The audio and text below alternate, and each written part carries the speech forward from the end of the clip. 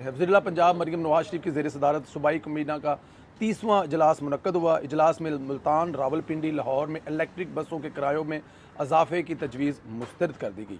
सूबाई कमीना ने कालम तंजीम तहरीक लबैक पर पाबंदी की तोसीक की और सरकारी स्कूलों में स्कूल टीचर्स राइज की भर्ती की भी मंजूरी दे दी है। अच्छा, किसान कार्ड फेज़ 2 के तहत 100 अरब रुपए जारी किए जा चुके हैं, जबकि पहले मरहले से 70 अरब रुपए जो हैं वो रिकॉर्ड वसूली हुई है।